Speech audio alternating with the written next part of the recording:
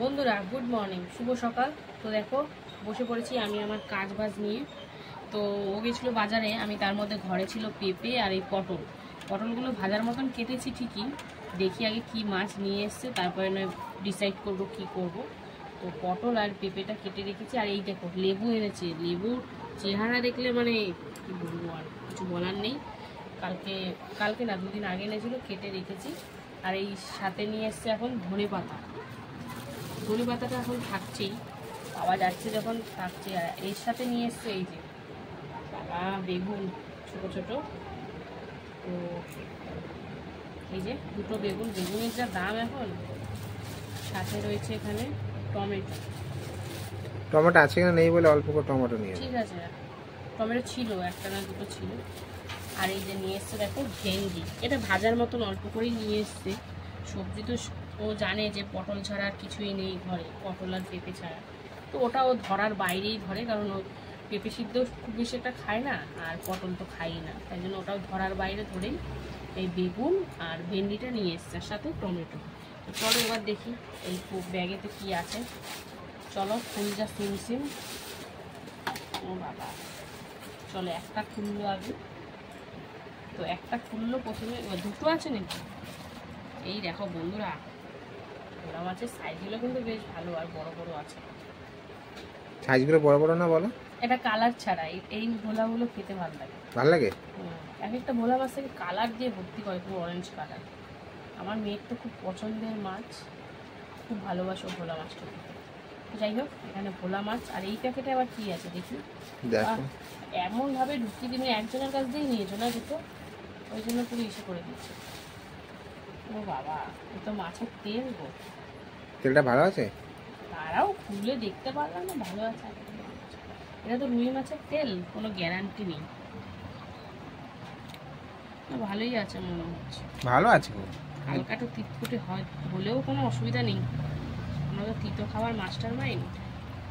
তো বন্ধুরা এই যে দেখো মাছের তেল, এই যে রুই মাছের তেল। রুই মাছ আইনি, রুই মাছের তেল নিয়েছে, মানে পেয়েছে আজকে দেখা। আরে ওই লোকের কাছে ছিল, বৃষ্টির জন্য মনে হচ্ছে কেউ নিতে যায়নি, ওই জন্য তোমার ভাগ্যে পড়ে গেছে। তো যাই হোক, এই হচ্ছে ভোলা মাছ আর এই হচ্ছে মাছের তেল। তো চলো, বুঝেই গেছো মাছটা পুরো কেটে কুটে দিয়েছে। হ্যাঁ। তো কিছুটা সবজি কাটা হয়েছে, যেটা তোমাদের সঙ্গে তুলে ধরতে পারিনি। এবার বাদ বাকি দেখি আর কি করি না করি, তো সঙ্গে থাকো। তো বন্ধুরা দেখো কত কিছু কাটা হয়ে গেছে। পেঁপে আর পটল তো আগেই কেটে রেখেছিলাম। আর এদিকে দেখো আদা কাটলাম, টমেটো কাটলাম, এখানে একটু আলু, পেঁয়াজ, আর এই দেখো গোটা গোটা রসুন, কারণ একটু মাছের তেলটা করবো ভাবছি আজকে আলু দিয়ে।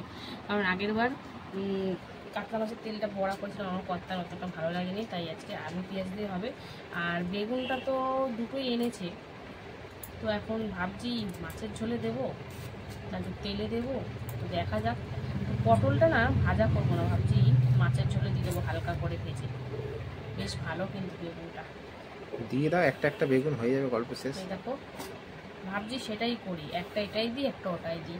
বাবা, এত বড় বড় সাইজ কাটবো? ওই এত বড় বড় দেখতে লাগছে, কিন্তু যখন ওটা ভাজার পর একটু মজে যায়। এই দেখো এইটা আবার দানা দানা। ও ঠিক আছে, দাও।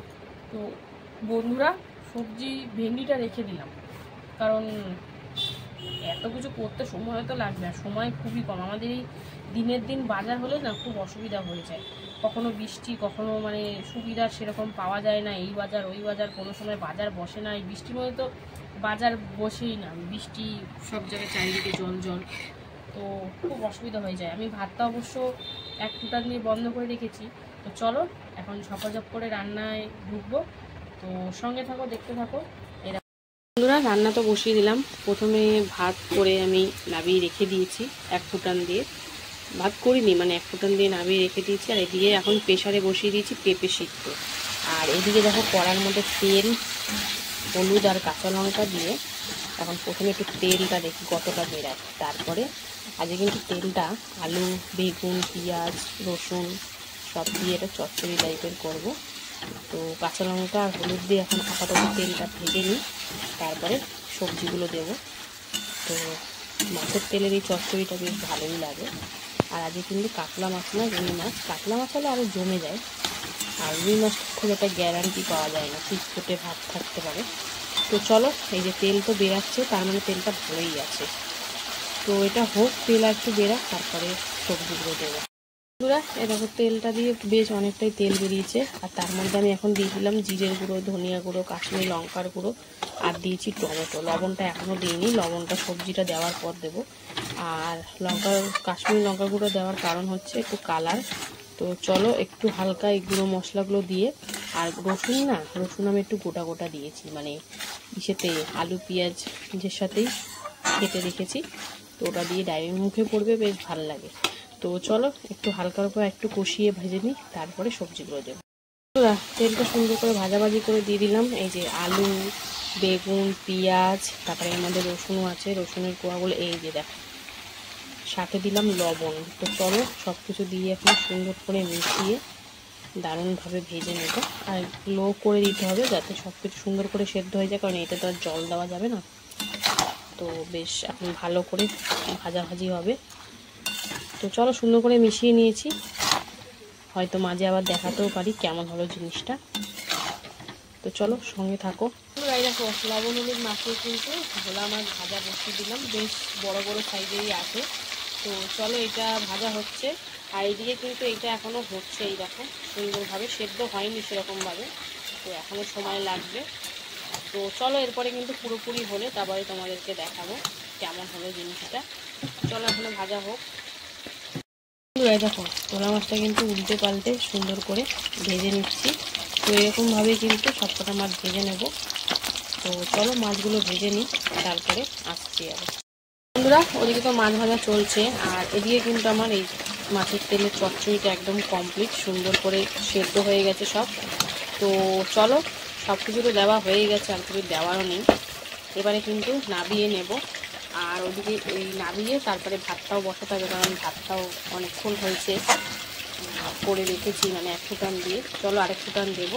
তো চলো, এখন আপাতত এটা নাবিয়ে নিই, তারপরে বন্ধুরা, এদিকে কিন্তু ভাতটা আরেক ফুটান হতে বসিয়ে দিয়েছি। এই যে একবার ভালো করে ফুটে গেলে তারপরে গড় দেবো। আর এদিকে কিন্তু মানে একদম শেষ দফায় মাছ ভাজা চলছে। তো চলো, মাছটা ভেজে নিই, তারপরে আসি। বন্ধুরা, মাছ ভেজে কিন্তু বেগুনটা ভেজে নিচ্ছি একটু সামান্য হলুদ দিয়ে।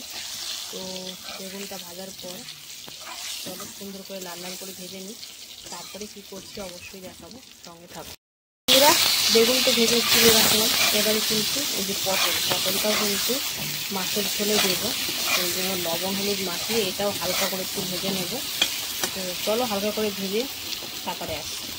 বন্ধুরা, পটল, বেগুন, মাছ সব ভেজে তারপরে কিন্তু চলে এলাম, এই যে দিয়ে দিয়েছি কালো জিরে ফোড়ন, আর তার সাথে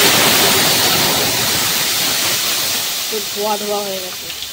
তো দিয়ে দিলাম টমেটো, আদা, জিরে, কাঁচা লঙ্কা একসাথে বাটা, আর এই যে দিয়ে দিলাম হলুদ গুঁড়ো। তো আজকে একটু হালকা ঝোলই করবো, যেহেতু কালকে সর্ষে খেয়েছি, আজকে আর সর্ষের ঝাল করবো না, একদম জিরে বাটার ঝোল করব। তো চলো, মশলাটা হালকার উপর একটু কষিয়ে নিই, তারপরে জল দেব, লবণ দেব। তো চলো বন্ধুরা, সঙ্গে থাকো। বন্ধুরা, ভালো করে কষিয়ে কিন্তু পরিমাণ মতন জল দিয়ে দিলাম ঝোল করার জন্য, আর সাথে দিয়েছি লবণ।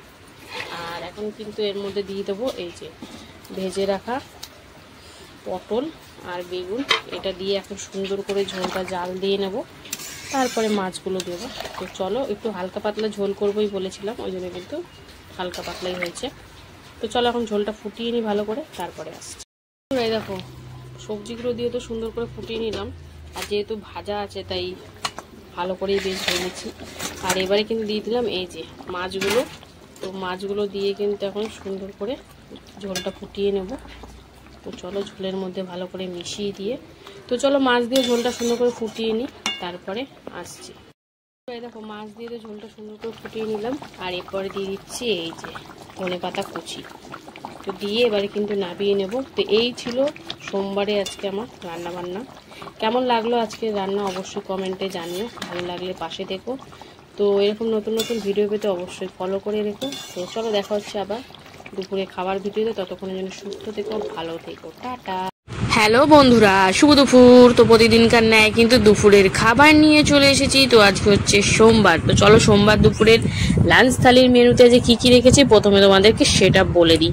তো লাঞ্চ থালিতে প্রতিদিনকার মতো সুন্দর করে সাজিয়ে নিয়ে বসেই পড়েছি।